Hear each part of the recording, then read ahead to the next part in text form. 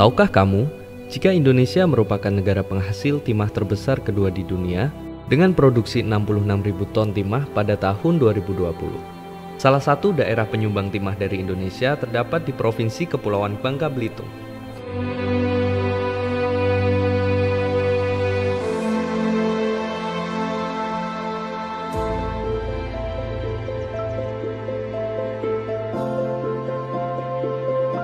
Dengan luas wilayah yang hampir 3/4-nya merupakan lautan tambang timah, sebagian besar masyarakat di Provinsi Kepulauan Bangka Belitung memanfaatkan sumber daya alam tersebut sebagai potensi untuk menjadikannya mata pencaharian sehari-hari.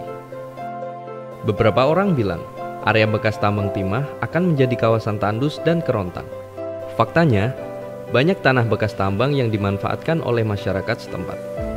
Ada yang menjadikannya sebagai areal pertanian untuk bercocok tanam, maupun tempat wisata. Bahkan, ada kisah unik dari Desa Cambai Selatan, Provinsi Kepulauan Bangka Belitung, di mana masyarakat setempat telah memanfaatkan tanah hasil dari program redistribusi yang berada dalam kawasan izin usaha pertambangan. Nama saya Haji Usman, tempat tinggal saya Desa Cambai, Kecamatan Namang, Kabupaten Bangka Tengah.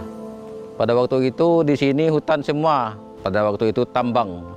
Kemudian pada tahun itu kami penambangannya tidak kena di tempat yang orang tua kita ini.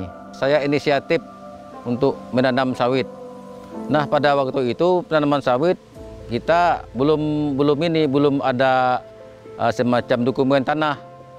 Dengan adanya program BPN, Badan Pertahanan Nasional ke Bangka Tengah, maka kami melalui BPN Bangka Tengah, melalui kepala desa, bagi masyarakat yang punya lahan, yang berminat ingin membuat sertifikat redis, silakan melapor ke kepala desa.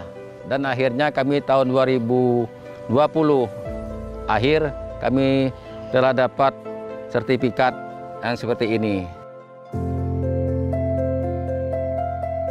Dalam pengelolaan sumber daya alam, kedudukan tambang timah tidak terlepas dari penggunaan tanah di atasnya. Jadi perlu diketahui, hukum yang mengatur tentang hak atas tanah dan hukum yang mengatur tentang izin usaha pertambangan agar tidak terjadi tumpang tindih terhadap hak atas tanah dan izin pertambangan yang diberikan oleh pemerintah.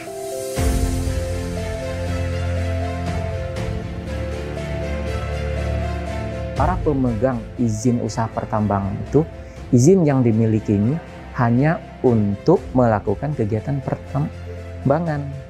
Nah, sedangkan hak atas tanah itu yang sebagian besar di Bangka Belitung ini tidak dikuasain oleh pemegang IUP. Kemudian selanjutnya bisa kita jabarkan juga di pasal 136 ayat 1 jelas bahwa pemegang IUP dan atau IUPK tersebut sebelum melakukan kegiatan operasi produksi wajib menyelesaikan hak atas tanah dengan pemegang hak sesuai dengan ketentuan peraturan undang-undangan yang berlaku. Di situ sebagaimana diketahui pemegang IUP saat ini tidak melakukan penambangan karena memang kondisi melihat di lapangannya mereka belum melakukan pembebasan atas hak tanah tersebut. Nah, sehingga dari masyarakat yang sebelumnya sudah melakukan kegiatan tanam tumbuh, sudah mempunyai pemukiman tersebut, sehingga merekalah yang mempunyai hak untuk kegiatan-kegiatan untuk menjalani hajat hidup saat ini. Sebagaimana kita ketahui, Pasal 134 Undang-Undang Nomor 4 Tahun 2009 jelas mengatakan bahwa hak atas IUP tidak meliputi hak atas tanah. Artinya objek IUP itu berbeda dengan objek hak atas tanah. Namun untuk memperkuat ini kita berkoordinasi dengan Dinas SDM dan Dinas SDM bersedia memberikan rekomendasi pertimbangan teknis untuk menunjukkan bahwa pelaksanaan redistribusi tanah itu memang memiliki dasar hukum yang kuat. Dan untuk memperkuat lagi, maka pihak SDM dilibatkan dalam penelitian lapangan dan sidang panitia pertimbangan land reform.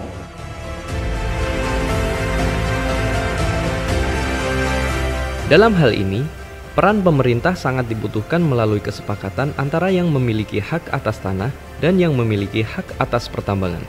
Apabila kesepakatan sudah didapat, barulah dapat dilakukan usaha pertambangan di wilayah tersebut. Jadi, hak atas pertambangan yang diberikan oleh pemerintah tidaklah menghapus hak atas tanah yang ada di atasnya. Kami sekarang lagi bekerja sama dengan pihak BPN untuk menata reforma agraria tersebut. Banyak lahan-lahan tidur di sini yang tidak jelas siapa pemiliknya dan untuk apa kedepannya akan digunakan.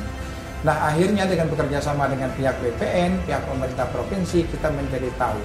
Demikian juga adalah pemilik-pemilik misal IUP yang tidak dikerjakan secara maksimal apabila batas waktu yang sudah ditentukan tidak dilakukan dengan baik, maka tolong itu diberikan kepada masyarakat agar masyarakat bisa mengelola hutan-hutan ataupun areal-areal yang pemilik IUP-nya bisa memberikan kebebasan bagi masyarakat untuk memanfaatkan areal-areal tersebut menjadi lahan perkebunan bagi masyarakat yang ada di Provinsi Kepulauan Bangka Belitung. Persoalan tersebut tidak hanya terjadi di Provinsi Kepulauan Bangka Belitung, namun banyak juga terjadi di provinsi lain di Indonesia. Tentunya, perlu adanya harmonisasi dan kolaborasi bersama lintas kementerian atau lembaga, termasuk pemerintah daerah agar tanah-tanah bekas IUP bisa mendatangkan manfaat serta mendapatkan kepastian hukum. Hal ini yang menjadi salah satu bahasan yang akan diangkat dalam Gugus Tugas Reforma Agraria atau GTRA Summit 2022.